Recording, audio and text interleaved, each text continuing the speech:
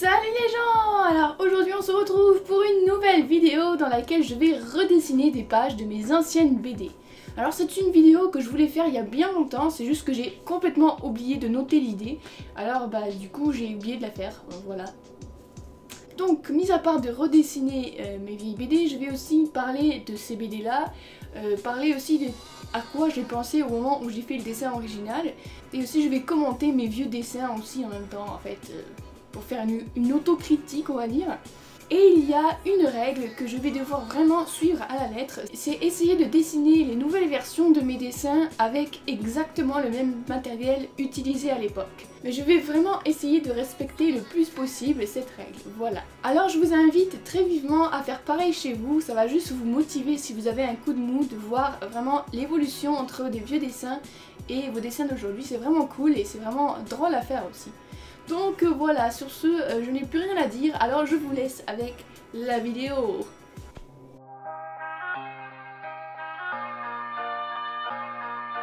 Alors voici la première page de BD qui est littéralement juste une page de BD parce que ce n'est pas issu d'une autre BD, c'est juste ça qui existe, voilà.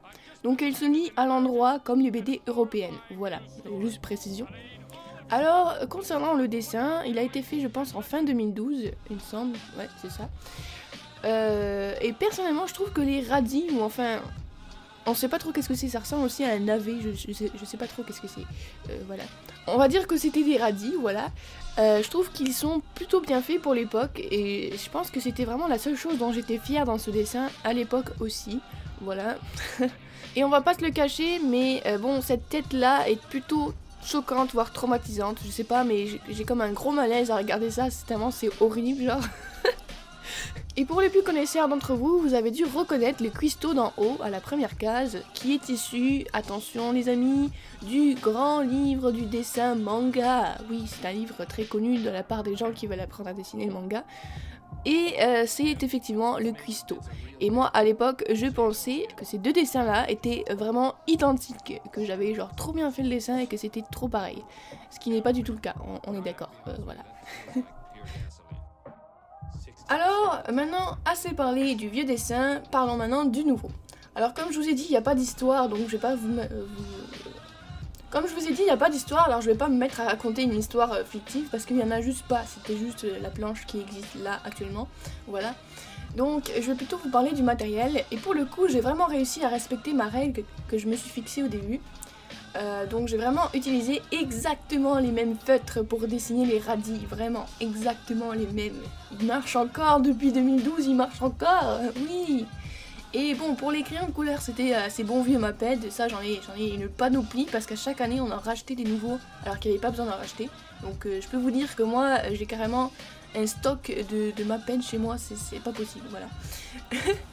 Et pour le liner, dans le dessin original je me souviens exactement de quel feutre c'était, et c'était un feutre nul en fait parce que c'était juste un feutre sans marque, sans rien. Mais enfin bref. Et bon, le pauvre petit il a rendu l'âme avant même que je traverse l'Atlantique, donc il ne m'a pas suivi dans mon voyage, alors voilà. Je n'ai pas pu le réutiliser malheureusement, du coup j'ai utilisé mes liners d'aujourd'hui.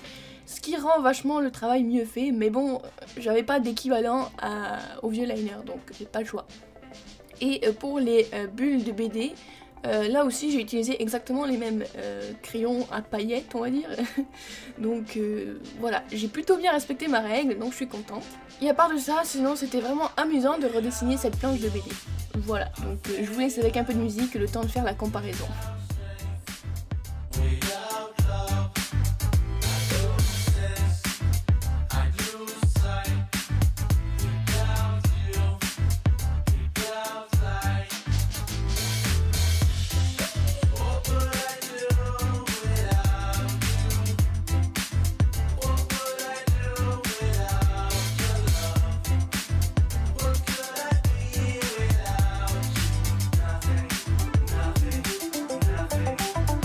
Voilà le moment fatidique de la comparaison entre le vieux et le nouveau. Waouh. Bon, on va pas se le cacher, ça change hein, quand même, voilà. Mais bon, ça change, mais il y a quand même des trucs qui n'ont pas tant changé que ça. Je pense notamment aux mains. Oui, c'est sûr qu'elles sont mieux faites dans le nouveau dessin, mais je veux dire, comparé à l'évolution que j'ai faite sur tout le reste, les mains sont vachement en retard, je trouve. Enfin, je sais pas. Je sais pas si vous voyez ce que je veux dire. Notamment avec ce dessin-là, on voit clairement qu'il n'y a pas trop d'évolution que ça. Je me suis juste peut-être plus appliquée et j'ai juste essayé de faire un peu plus des formes de doigts.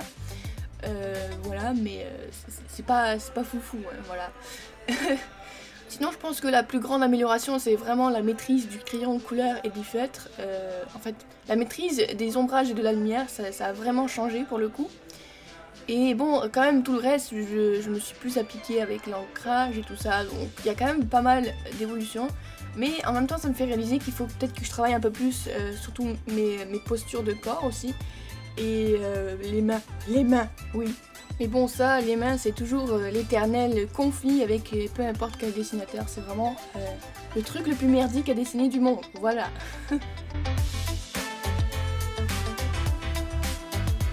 Et voilà maintenant la deuxième page de BD qui est cette fois-ci réellement issue d'une BD. Voilà, sûrement la plus réelle que j'ai faite en plus parce que j'avais carrément coupé des feuilles à la taille à peu près approximative d'un manga, mais en fait c'était pas du tout la taille d'un manga, mais c'est pas grave. Bref, et j'avais fait carrément un petit livre où c'était vraiment la BD en tant que telle, donc c'était vraiment cool et mignon, on va dire, voilà. Et donc ce dessin là date d'un peu plus récemment que le premier, donc je dirais environ vers fin 2013 celui-là. Donc on peut déjà voir que j'avais commencé à faire des petits effets de lumière dans les cheveux, mais bon les ombres sont presque inexistantes, hein. On voit juste un tout petit peu sur la peau des personnages, mais sinon c'est tout, voilà. Sinon côté matériel, ça a été fait au stylo bic, oui, au stylo bic, ça veut dire que je vais devoir me taper l'ancrage au stylo bic. Bref, le coloriage c'est toujours avec ces bons vieux Maped, et je sais pas si vous voyez les traces bleues dégueulasses dans les yeux des personnages, mais c'était censé être un stylo gel blanc pour faire des éclats de lumière, sauf que c'était de la grosse merde et que à chaque fois que je m'en servais, peu importe sur quoi je le mettais, ça faisait juste absorber la couleur de la chose sur laquelle il était, et ça faisait de la merde comme ça, voilà. Donc voilà, ça a un peu gâché le dessin, même si le dessin était pas ouf de base, mais bon, voilà. Et voilà, maintenant nous pouvons redessiner cette page de BD, donc c'était vraiment très très cool à faire, sauf l'ancrage, vous allez le voir après, c'était vraiment dégueulasse. Bref, alors concernant l'histoire, c'est vraiment pas foufou, hein. Vous connaissez le jeu Fruit Ninja ?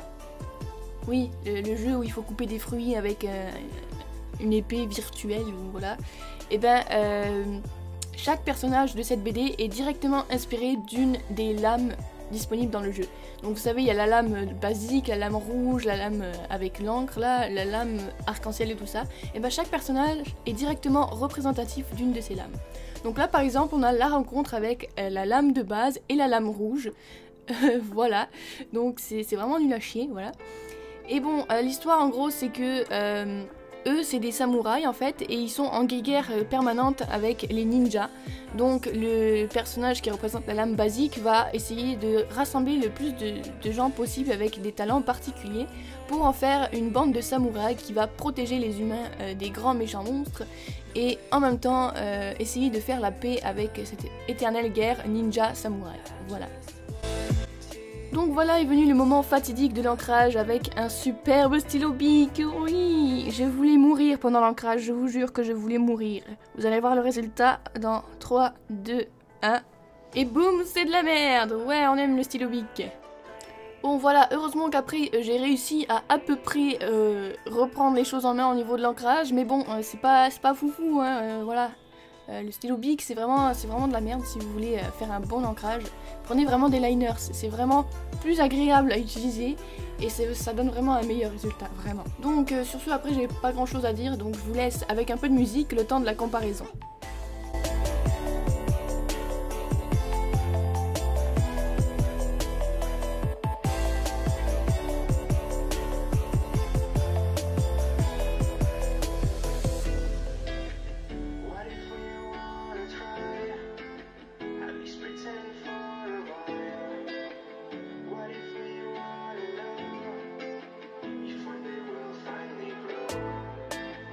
What if we wanna try? Et voilà, c'est le temps de la comparaison. Alors bon, comme pour le premier dessin, c'est vraiment le coloriage qui s'est amélioré, mais alors vraiment de fou. Ce qui ne s'est pas amélioré par contre, c'est vraiment les corps en fait. Je pense surtout aux corps de profil et de dos, c'est de la merde, faut vraiment que je travaille ça. Voilà. C'est vraiment, je pense, mon point faible. J'ai vraiment du mal avec les corps et les mains et tout ça et tout ça. Mais bon, tout s'apprend, il faut juste un peu de patience et d'entraînement. Donc voilà, après sinon c'est relativement vraiment mieux fait en fait. Mais bon, pour les corps, comme je vous ai dit, j'ai encore du travail à faire. Donc voilà. Alors voilà, c'est déjà la fin de cette vidéo, alors j'espère qu'elle vous aura plu, moi ça m'a trop plu de le faire en tout cas, et surtout je vous conseille vraiment de faire pareil chez vous, ça va vous aider à voir les choses sur lesquelles vous avez besoin de plus travailler que les autres, et ça va vraiment vous remotiver. Alors si ça vous a plu, n'hésitez pas à liker, à partager, à commenter, et surtout à vous abonner, et j'ai aussi plein de réseaux sociaux, dont Discord qui est nouveau, donc c'est dans la barre de description, j'en parlerai plus en profondeur dans une prochaine vidéo. Et sinon c'est tout, alors je vous dis sayonara et à bientôt pour une prochaine vidéo.